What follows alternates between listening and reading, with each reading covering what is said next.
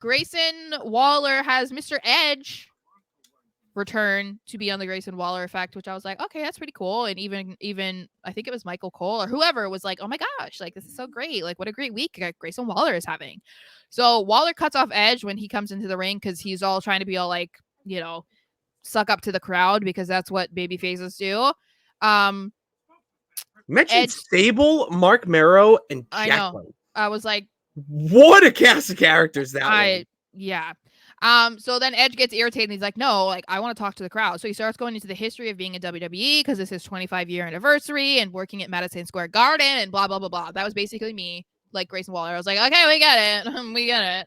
And then so Grayson cuts him off again and announces that Edge is retiring.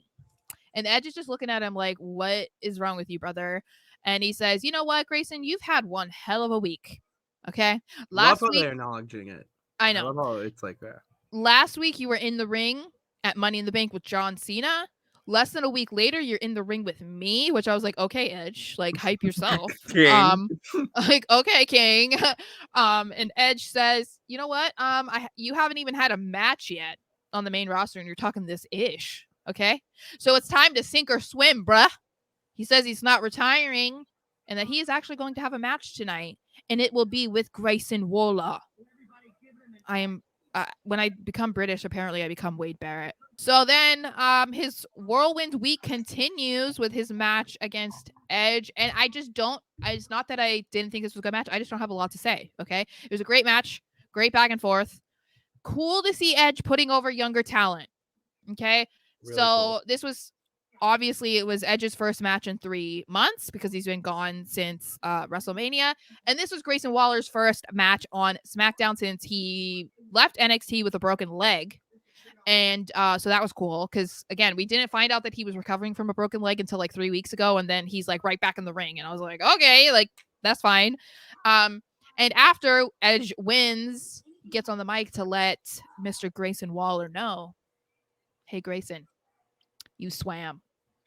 And so I thought that was really cool because I felt like that said a lot about how WWE views him.